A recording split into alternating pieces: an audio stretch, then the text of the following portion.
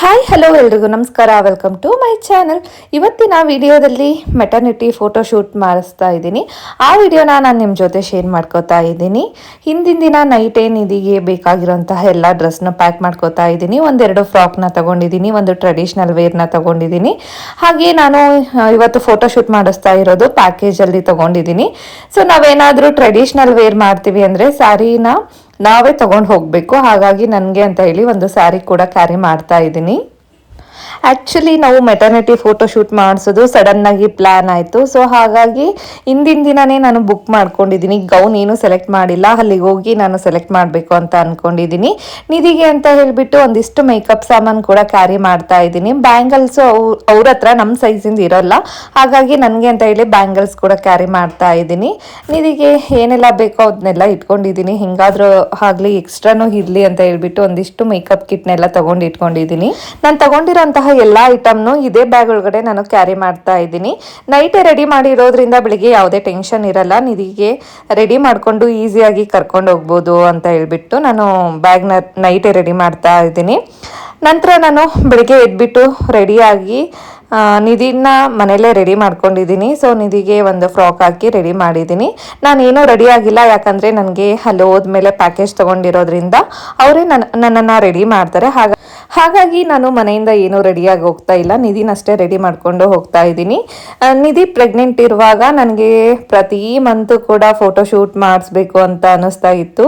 But second ಪ್ರೆಗ್ನೆನ್ಸಿಲಿ ನನಗೆ ಅಷ್ಟೊಂದು interest ಇಲ್ಲ ಫೋಟೋ ಶೂಟ್ ಮಾಡಿಸೋದಾಗಲಿ. ಪ್ರತಿ ಟೈಮು ಪ್ರತಿ ಮಂತು ನಾನು ನಿಧಿ ಕ್ಯಾರಿ ಇರುವಾಗ ಪ್ರತಿ ಮಂತು ಕೂಡ ಫೋಟೋ ಶೂಟ್ ಮಾಡಿ ಇಟ್ಕೊಂಡಿದ್ದೆ. ಬಟ್ ಈ ಸರಿ ನನಗೇನೋ ಗೊತ್ತಿಲ್ಲ, ಫೋಟೋ ಕ್ರೇಜೇ ಇಲ್ಲ. ಆ್ಯಕ್ಚುಲಿ ನನಗೆ ಈ ಸರಿನೂ ಫೋಟೋ ಇಂಟ್ರೆಸ್ಟೇ ಇರಲಿಲ್ಲ. ವಿನಯ್ ಅವ್ರಿಗೂ ಕೂಡ ಸ್ವಲ್ಪ ಕೈ ಫ್ರ್ಯಾಕ್ಚರ್ ಆಗಿತ್ತು, ಹಾಗಾಗಿ ಬೇಡ ಅಂತಲೇ ಹೇಳಿದ್ದೆ. ವಿನಯ್ ಅವರು ಬೇಡ, ಇಲ್ಲ ಹೋಗಿ ತೆಗೆಸ್ಕೊಂಡು ಬರೋಣ, ಅದೊಂದು ಮೆಮೊರೀಸ್ ಇರುತ್ತೆ. ಸೊ ಮಿಸ್ ಆಯಿತು ಅಂದರೆ ಮತ್ತೆ ಲೈಫಲ್ಲಿ ನಾವು ಯಾವಾಗಲೂ ಅನ್ಕೋತೀವಿ ಒಬ್ರಿಗೆ ಮಾಡಿಸಿದ್ವಿ, ಒಬ್ಬರಿಗೆ ಇನ್ನೊಂದು ಮಗು ಪ್ರೆಗ್ನೆಂಟ್ ಇರುವಾಗ ಮಾಡಿಸ್ಲಿಲ್ಲ ಅಂತ ಬೇಜಾರಾಗುತ್ತೆ. ಸೊ ಹಾಗಾಗಿ ಹೋಗ್ಬಿಟ್ಟು ಅಲ್ಲೇ ಹೇಗೂ ರೆಡಿ ಇರುತ್ತೆ ಅಲ್ವಾ, ಸೆಟ್ ಎಲ್ಲ ರೆಡಿ ಇರುತ್ತೆ, ಹೋಗ್ಬಿಟ್ಟು ಫೋಟೋ ಶೂಟ್ ಮಾಡಿಸ್ಕೊಂಬರೋಣ ಅಂತ ಹೇಳಿಬಿಟ್ಟು ವಿನಯ್ ಅವರೇ ಒಪ್ಪಿಸಿ ಫೋಟೋ ಶೂಟಿಗೆ ಕರ್ಕೊಂಡು ಹೋಗ್ತಾ ಇದ್ದಾರೆ. ಈ ಸರಿ ಫೋಟೋ ಶೂಟ್ ಮಾಡಿಸ್ಬೇಕಂತ ತುಂಬಾ ಕ್ರೇಜ್ ಇದ್ದಿದ್ದು ನನ್ನ ಮಗಳಿಗೆ. ಅವಳು ಮೊದಲೇ ಹೇಳಿದ್ಲು, ಮಮ್ಮಿ ನಾವು ಫೋಟೋ ಶೂಟ್ ಮಾಡಿಸೋಣ, ಸೊ ಈ ರೀತಿಯಾಗಿ ನಾನು ಫೋಟೋಗೆ ಫೋಸ್ ಕೊಡ್ತೀನಿ ಅಂತ ಎಲ್ಲ ಮುಂಚೆನೆ ಅವಳು ತುಂಬಾನೇ ಆಸೆ ಇಟ್ಕೊಂಡಿದ್ಲು. ಸೊ ಹಾಗಾಗಿ ನಾನು ಕೂಡ ಓಕೆ ಅಂತ ಹೇಳಿಬಿಟ್ಟು ಇವತ್ತು ಮೆಟರ್ನಿಟಿ ಫೋಟೋ ಶೂಟ್ ಮಾಡೋಕ್ಕೆ ಒಪ್ಕೊಂಡು 3 ಜನನೂ ಹೋಗ್ತಾ ಇದ್ದೀವಿ.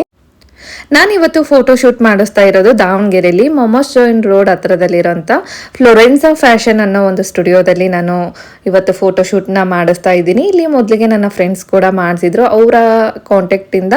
ಸೊ ಅವ್ರ ಹತ್ರ ನಂಬರ್ ತಗೊಂಡು ನಾನು ಇಲ್ಲಿ ಕಾಂಟ್ಯಾಕ್ಟ್ ಮಾಡಿಬಿಟ್ಟು ಸೊ ಇವ್ರ ಹತ್ರನೇ ನಾನು ಇವತ್ತು ಫೋಟೋ ಶೂಟ್ ಮಾಡಿಸ್ತಾ ಇದ್ದೀನಿ. ನಮ್ಮದು ಇವತ್ತು ಫೋಟೋ ಶೂಟ್ ಬಂದು ಬೆಳಿಗ್ಗೆ 11:30ಗೆ ಬರೋದಕ್ಕೆ ಹೇಳಿದರು. ಸೊ ನಾವು ಕೂಡ 11:30 ಹಂಗೆ ಫ್ಲೋರೆನ್ಸಾ ಫ್ಯಾಷನ್ಗೆ ರೀಚ್ ಆಗಿದ್ವಿ. ಸ್ಟಾರ್ಟಿಂಗಲ್ಲಿ ಎಂಟ್ರೆನ್ಸ್ ಹೋಗ್ತಾ ಈ ರೀತಿಯಾಗಿದೆ, ಫ್ಲೋರೆನ್ಸಾ ಫ್ಯಾಷನ್ ಅಂತ ಹೇಳ್ಬಿಟ್ಟು ಹಾಕಿದ್ದಾರೆ. ಸೊ ಒಂದು ಲಾಂಗ್ ಆಗಿರೋಂಥ ಮಿರರ್ ಕೂಡ ಇಟ್ಟಿದ್ದಾರೆ. ಸೊ ಅವ್ರು ಬಂದು ಇನ್ನೂ ಕ್ಲೀನಿಂಗ್ ಮಾಡ್ತಾ ಇದ್ರು. ಅವ್ರು ಮೇಡಮ್ ರಿಯಾ ಅಂತ ಹೇಳ್ಬಿಟ್ಟು ಅವ್ರು ಇನ್ನೂ ಬಂದಿರಲಿಲ್ಲ, ಅವ್ರಿಗೋಸ್ಕರ ವೆಯ್ಟ್ ಮಾಡ್ತಾ ಇದ್ವಿ. ನಾನು ಗೌನ್ ನೋಡಿ ಸೆಲೆಕ್ಟ್ ಮಾಡೋಣ ಅಂತ ಹೇಳ್ಬಿಟ್ಟು ಒಳಗಡೆ ಬಂದೆ. ಹಾಗೆ ಇಲ್ಲಿ ರೆಂಟಿಗೆ ಲೆಹಂಗಾ ಹಾಗೆ ಸ್ಯಾರಿ, ಬ್ಲೌಸ್ ಎಲ್ಲ ಕೂಡ ಸಿಗುತ್ತೆ. ಪ್ರೀ ವೆಡ್ಡಿಂಗ್ ಆಗಿರ್ಬೋದು, ಹಾಗೆ ಪೋಸ್ಟ್ ವೆಡ್ಡಿಂಗ್ ಆಗಿರ್ಬೋದು, ಹಾಗೆ ಮೆಟರ್ನಿಟಿ ಶೂಟ್ ಆಗಿರ್ಬೋದು, ಯಾವುದೇ ಒಂದು ಫಂಕ್ಷನ್ಗೆ ಇಲ್ಲಿ ನಾವು ರೆಂಟಿಗೆ ಡ್ರೆಸ್ನ ಪರ್ಚೇಸ್ ಮಾಡ್ಬೋದು, ರೆಂಟಿಗೆ ತಗೊಂಡು ರಿಟರ್ನ್ ಮಾಡ್ಬೋದು. ಸೊ ಅದೇನು ಅಮೌಂಟ್ ಅಂತ ಇರುತ್ತೋ ಆ ಅಮೌಂಟ್ನ ಪೇ ಮಾಡಬೇಕಾಗುತ್ತೆ. ಗೌನ್ ಕೂಡ ರೆಂಟಿಗೆ ಸಿಗುತ್ತೆ. ಸೊ ಇಲ್ಲಿ ನಾವು ಗೌನ್ನ ತಗೊಂಡು ಆಚೆ ಕೂಡ ನಾವು ಫೋಟೋ ಶೂಟ್ ಮಾಡಿಸ್ತೀವಿ ಅಂದರೆ ಇಲ್ಲಿ ರೆಂಟಿಗೆ ತಗೊಂಡೋಗಿ ಕೂಡ ನಾವು ಆಚೆ ಫೋಟೋ ಶೂಟ್ ಮಾಡಿಸಿ ರಿಟರ್ನ್ ಮಾಡ್ಬೋದು. ಲೆಹೆಂಗದ್ದು ತುಂಬಾ ಕಲೆಕ್ಷನ್ ಇತ್ತು, ತುಂಬಾ ಚೆನ್ನಾಗಿರೋಂಥ ಕಲೆಕ್ಷನ್ ಇತ್ತು, ತುಂಬಾ ಇಷ್ಟ ಆಯಿತು. ಒಂದಕ್ಕಿಂತ ಒಂದು ಲೆಹೆಂಗಾ ತುಂಬಾ ಚೆನ್ನಾಗಿತ್ತು. ಈಗ ಬ್ರೈಡ್ಸ್ ಎಲ್ಲ ಎಲ್ಲರೂ ಪರ್ಚೇಸ್ ಮಾಡೋದಕ್ಕೆ ಆಗಲ್ಲ, ಸೊ ಒಂದೇ ದಿನಕ್ಕೆ ವೇರ್ ಮಾಡ್ತಾ ಇರ್ತೀವಿ, ಸುಮ್ಮನೆ ವೇಸ್ಟ್ ಅನ್ನೋರು ರೆಂಟಿಗೆ ಲೆಹಂಗಾನ ಪರ್ಚೇಸ್ ಮಾಡಿ ವೇರ್ ಮಾಡಿ ರಿಟರ್ನ್ ಮಾಡ್ಬೋದು. ತುಂಬಾ ಚೆನ್ನಾಗಿದೆ ಕಲೆಕ್ಷನ್, ಒಂದಕ್ಕಿಂತ ಕೂಡ ಒಂದು ತುಂಬಾ ಚೆನ್ನಾಗಿತ್ತು. ಸೊ ನಾವು ಕಸಿನ್ಸ್ ಮದುವೆ ಎಲ್ಲ ಟೈಮಲ್ಲೂ ಕೂಡ ಲೆಹಂಗಾ ತಗೊಂಡ್ರು ಕೂಡ ವೇಸ್ಟ್ ಆಗುತ್ತೆ.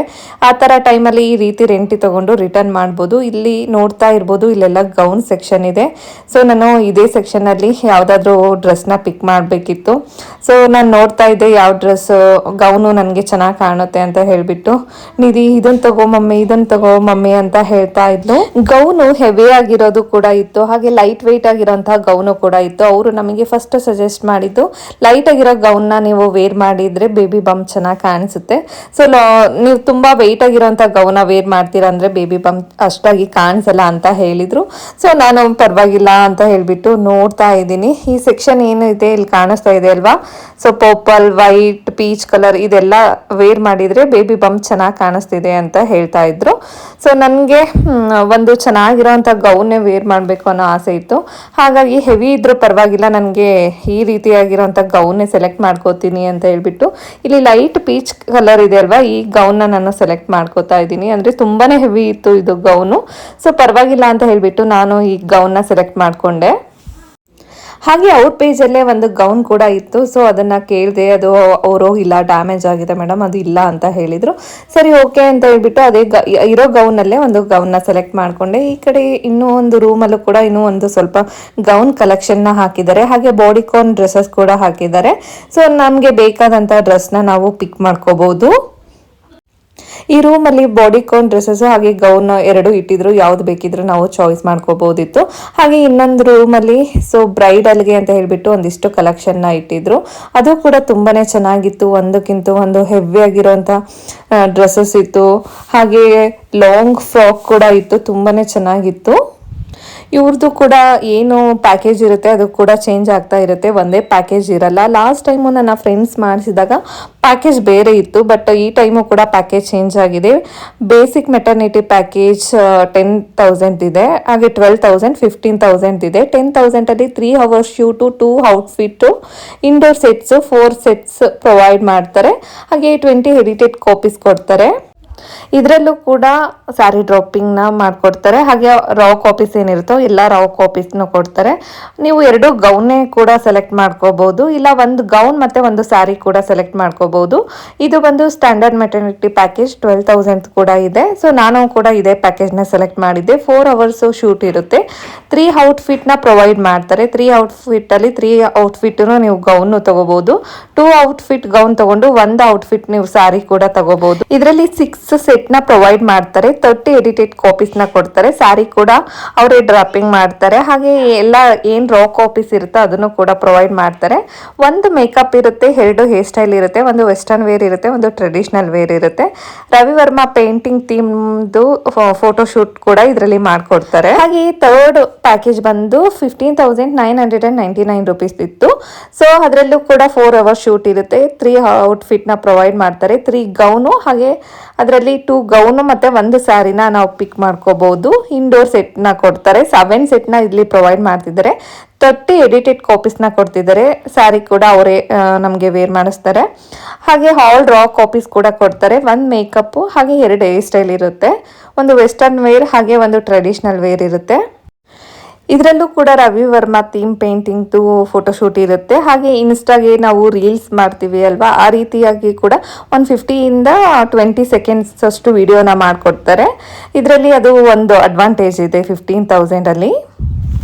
ಈ ರೀತಿಯಾಗಿ ಅವ್ರದ್ದು ಪ್ಯಾಕೇಜ್ ಇತ್ತು. ನನಗೆ 12,000 ಸಾಕು ಅಂತ ಹೇಳಿಬಿಟ್ಟು 12,000 ಪ್ಯಾಕೇಜ್ನ ಸೆಲೆಕ್ಟ್ ಮಾಡ್ಕೊಂಡಿದ್ದೆ.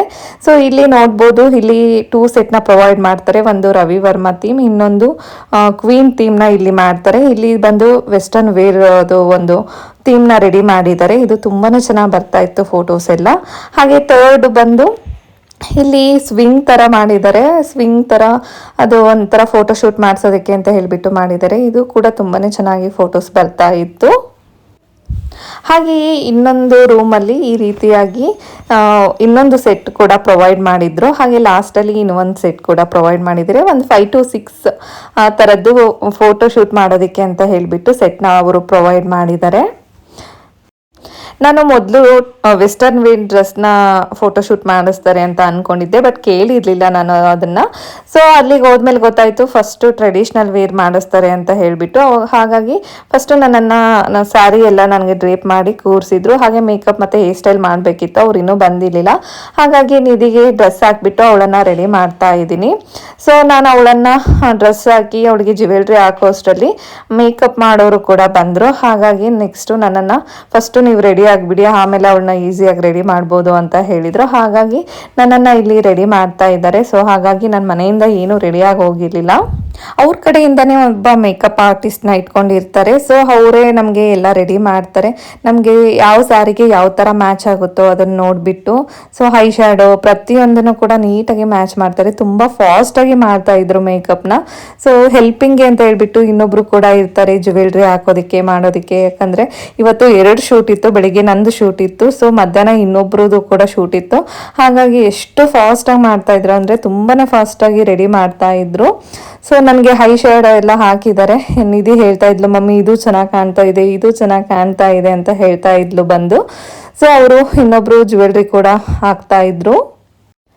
ಹಾಗೆ ಎಷ್ಟು ಫಾಸ್ಟಾಗಿ ನನ್ನನ್ನು ರೆಡಿ ಮಾಡ್ತಾಯಿದ್ರು ಅಂದರೆ ಒಬ್ಬರು ಜ್ಯುವೆಲ್ರಿ ಆಗ್ತಾಯಿದ್ರು, ಒಬ್ಬರು ಹೇರ್ ಸ್ಟೈಲ್ ಮಾಡ್ತಾಯಿದ್ರು, ಫಟಾಫಟ್ ಅಂತ ರೆಡಿ ಮಾಡ್ತಾಯಿದ್ರು.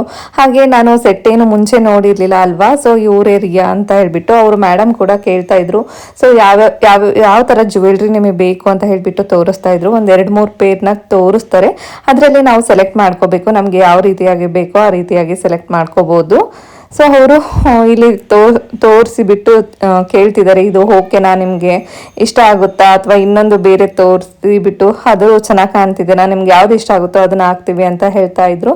ಹಾಗೆ ಬಿಂದಿ ಕೂಡ ತೋರಿಸ್ತಾ ಇದ್ರು. ತುಂಬ ದೊಡ್ಡದಿದೆ ಬಿಂದಿ ಅಂತ ಹೇಳ್ತಾ ಇದ್ದೆ. ಬಟ್ ಅವರು ಹೇಳ್ತಾ ಇದ್ರು, ಫೋಟೋದಲ್ಲಿ ಬಿಂದಿ ದೊಡ್ಡದಿದ್ರೇ ಚೆನ್ನಾಗಿ ಬರುತ್ತೆ ಮೇಡಮ್, ಇದನ್ನೇ ಹಾಕ್ಕೊಳ್ಳಿ ಅಂತ ಹೇಳ್ತಾ ಇದ್ರು. ಈ ಔಟ್ಫಿಟ್ಗೆ 2 ಥರ ಹೇರ್ ಸ್ಟೈಲ್ನ ಮಾಡ್ಬೋದು. ಒಂದು ಜಡೆ ಥರ ಹಾಕಿಸ್ಕೊಂಡು ಹೂವನ್ನ ಮುಡಿಸ್ಕೋಬೋದು, ಇನ್ನೊಂದು ಬಂದು ಸೊ ಬನ್ಸ್ ಥರ ಹಾಕಿಸ್ಕೋಬೋದು. ಅದಕ್ಕೆ ಅವರು ನನಗೆ ಲಾಂಗ್ ಜಡೆ ಥರ ಬೇಡ, ನಿಮಗೆ ಬನ್ಸ್ ಥರ ಹಾಕಿಸ್ಕೊಳ್ಳಿ, ತುಂಬ ಚೆನ್ನಾಗಿ ಕಾಣಿಸುತ್ತೆ, ಇದು ಥೀಮ್ಗೂ ಕೂಡ ತುಂಬಾ ಚೆನ್ನಾಗಿ ಕಾಣಿಸುತ್ತೆ ಅಂತ ಹೇಳ್ಬಿಟ್ಟು ಅವರು ನನಗೆ ಅದನ್ನು ರೆಫರ್ ಮಾಡಿದರು. ಸೊ ನಾನು ಕೂಡ ಓಕೆ ಅಂತ ಹೇಳ್ಬಿಟ್ಟು ಅದೇ ಥರ ಹಾಕಿಸ್ಕೊತಾ ಇದ್ದೀನಿ. ತುಂಬಾ ಚೆನ್ನಾಗಿ ಕಾಣಿಸ್ತಾ ಇತ್ತು. ಸೊ ಅವರು ಹೇಳಿದಂಗೆ ನಾನು ಕೂಡ ಓಕೆ ಬನ್ನೇ ಹಾಕಿ ಅಂದರೆ ತುಂಬಾ ಚೆನ್ನಾಗಿ ಕಾಣಿಸ್ತಾ ಇತ್ತು ಬಣ್ಣ ಹಾಕ್ಸಿದ್ಮೇಲೆ. ನಂತರ ನಮಗೆ ಏನಾದರೂ ಫ್ಲವರ್ಸ್ ಬೇಕಿದ್ರೆ ನಾವೇ ತೊಗೊಂಡು ಹೋಗಬೇಕು. ಸೊ ಮಲ್ಲಿಗೆ ಹೂವು ಅಥವಾ ಕಾಕಡ ಮಲ್ಲಿಗೆ ಹೂವು ಅಥವಾ ನಾವು ಲೋಟಸ್ ಏನಾದರೂ ಬೇಕು ಅಂತ ಹೇಳಿದರೆ ನಾವೇ ಕ್ಯಾರಿ ಮಾಡಬೇಕಾಗುತ್ತೆ. ಸೊ ಕೆಲವೊಂದು ವಸ್ತುಗಳನ್ನ ನಮಗೆ ಕ್ಯಾರಿ ಮಾಡೋಕೆ ಹೇಳ್ತಾರೆ, ಸ್ಯಾರಿ, ಬ್ಲೌಸು, ಆಮೇಲೆ ನಮಗೆ ಹೂವು ಬೇಕಿದ್ರೆ ಹೂವು ಅದನ್ನೆಲ್ಲ ನೀವೇ ತೊಗೊಂಡು ಬರಬೇಕು ಅಂತ ನನಗೂ ಕೂಡ ಮೊದಲೇ ಹೇಳಿದರು. ಹಾಗಾಗಿ ನಾನು ಕೂಡ ಮಲ್ಲಿಗೆ ಹೂವನ್ನ ಸ್ವಲ್ಪ ತೊಗೊಂಡು ಹೋಗಿದ್ದೆ.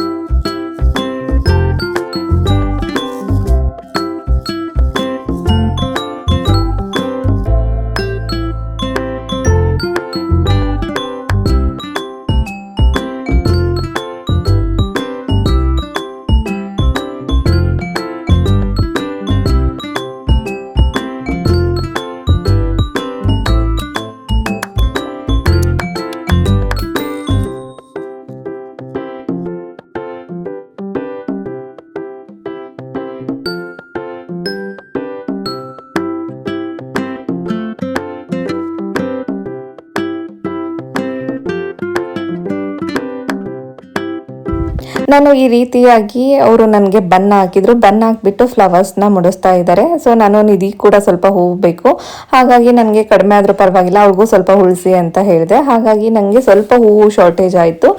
ನನಗೆ ಅದರಲ್ಲೇ ಕವರ್ ಮಾಡಿಬಿಟ್ಟು ಅವ್ರಿಗೂ ಕೂಡ ಸ್ವಲ್ಪ ಹೂವನ್ನ ಉಳಿಸಿದ್ರು. ತುಂಬಾ ಚೆನ್ನಾಗಿ ಕಾಣಿಸ್ತಾ ಇತ್ತು. ತುಂಬ ಚೆನ್ನಾಗಿ ಮೇಕಪ್ ಕೂಡ ಮಾಡಿದ್ರು. ತುಂಬಾ ಇಷ್ಟ ಆಯಿತು. ಬಟ್ ತುಂಬ ಫಾಸ್ಟಾಗಿ ತುಂಬ ಕ್ವಿಕ್ಕಾಗಿ ರೆಡಿ ಮಾಡಿದರು. ನಿಧಿ ಬಂದು ನನಗೆ ಕಾಂಪ್ಲಿಮೆಂಟ್ ಕೊಡ್ತಾ ಇದ್ಲು, ಮಮ್ಮಿ ಹಂಗೆ ಕಾಣಿಸ್ತಿದೀಯಾ, ಹಿಂಗೆ ಕಾಣಿಸ್ತಿದೀಯಾ, ನನಗೆ ರೆಡಿ ಮಾಡಲ್ವಾ ಅಂತ ಕೇಳ್ತಾ ಇದ್ಲು. ಸೊ ನಾನು ರೆಡಿ ಆಗಿಬಿಟ್ಟು ಅವಳನ್ನು ಕೂಡ ನಾನು ರೆಡಿ ಮಾಡಿದೆ. ಅವಳಿಗೆ ಆಲ್ರೆಡಿ ಮನೆಯಲ್ಲೇ ರೆಡಿ ಮಾಡಿ ಕರ್ಕೊಂಡು ಹೋಗಿದ್ದೆ. ಹೇರ್ ಸ್ಟೈಲ್ ಒಂದು ಚೇಂಜ್ ಮಾಡಿದೆ, ಸಾಗರ್ ಜಡೆ ಥರ ಹಾಕಿದೆ ಅವಳಿಗೆ. ಸಾಗರ್ ಜಡೆ ಹಾಕ್ಬಿಟ್ಟು ಹೂವೆಲ್ಲ ಮುಡಿಸಿದೆ. ಅವಳಂತೂ ತುಂಬ ಮುದ್ದಾಗಿ ಕಾಣಿಸ್ತಾ ಇದ್ಲು. ಸೊ ನಾನು ಮೇಕಪ್ ಮಾಡಿಸ್ಕೊಂಡಿದ್ರು ನನಗಿಂತ ತುಂಬ ಚೆನ್ನಾಗಿ ಕಾಣಿಸ್ತಿದ್ದು, ತುಂಬ ಮುದ್ದಾಗಿ ಕಾಣಿಸ್ತಿದ್ದು ನನ್ನ ಮಗಳೇ. ಸೊ ಅವ್ರ ಡ್ಯಾಡಿ ಹೇಳ್ತಾ ಇದ್ರು, ನೋಡು ನೀನು ಇಷ್ಟೆಲ್ಲ ಮೇಕಪ್ ಮಾಡಿಸ್ಕೊಂಡ್ರು ನನ್ನ ಮಗಳು ಎಷ್ಟು ಚೆನ್ನಾಗಿ ಕಾಣಿಸ್ತಿದ್ದಾಳೆ ಅಂತ ಹೇಳ್ತಾ ಇದ್ರು. ಸೊ ನಂತರ ಇಲ್ಲಿ ಶೂಟ್ ಹತ್ರ ಬಂದಿದ್ದೀವಿ. ಇದು ಫಸ್ಟ್ ರವಿ ವರ್ಮಾ ಥೀಮ್ ಪೇಂಟಿಂಗ್ದು ಫೋಟೋಶೂಟ್ ಮಾಡಿಸ್ತಾ ಇದ್ದಾರೆ. ಅವರು ಫೋಸ್ ಎಲ್ಲ ಹೇಳ್ಕೊಡ್ತಾರೆ ನಮಗೆ, ಯಾವ ರೀತಿಯಾಗಿ ನಾವು ಕುತ್ಕೋಬೇಕು, ಯಾವ ರೀತಿಯಾಗಿ ನಿಂತ್ಕೋಬೇಕು, ಯಾವ ರೀತಿಯಾಗಿ ಫೋಸ್ ಕೊಡಬೇಕು. ಸೊ ಅದೆಲ್ಲ ಹೇಳ್ಕೊಡ್ತಾ ಇದ್ರು. ತುಂಬಾ ಚೆನ್ನಾಗಿ ಫೋಟೋಶೂಟು, ಫಸ್ಟಿನ ಬೇರೆ ಅಲ್ವಾ, ತುಂಬಾ ಚೆನ್ನಾಗಿ ಫೋಟೋಶೂಟ್ ಬಂತು, ಸುಸ್ತಾಗಿರಲಿಲ್ಲ, ಏನೂ ಇಲ್ಲ. ಸೊ ಒಂದು ಫೋಟೋಕ್ಕಿಂತ ಇನ್ನೊಂದು ಫೋಟೋ ತುಂಬಾ ಚೆನ್ನಾಗಿ ಬಂದಿದೆ ಇದರಲ್ಲಿ. ಮೊದಲಿಗೆ ನಂದು ಒಂದಿಷ್ಟು ಫೋಟೋಸ್ನ ಅವರು ತಗೊಂಡ್ರು. ಆಮೇಲೆ ನಂತರ ನಿಧಿ ಜೊತೆ ಇರೋವಂಥ ಒಂದಿಷ್ಟು ಫೋಟೋಸ್ನ ಕ್ಲಿಕ್ ಮಾಡಿಕೊಂಡ್ರು. ನಂತರ ವಿನಯ್ ಜೊತೆ ಸಪ್ರೇಟಾಗಿ ಒಂದಿಷ್ಟು ಫೋಟೋಸ್ನ ಕ್ಲಿಕ್ ಮಾಡಿದರು. ಹಾಗೆ 3 ಜನನೂ ನಿಲ್ಲಿಸ್ಬಿಟ್ಟು ಒಂದಿಷ್ಟು ಫೋಟೋಸ್ನ ಕ್ಲಿಕ್ ಮಾಡಿದರು.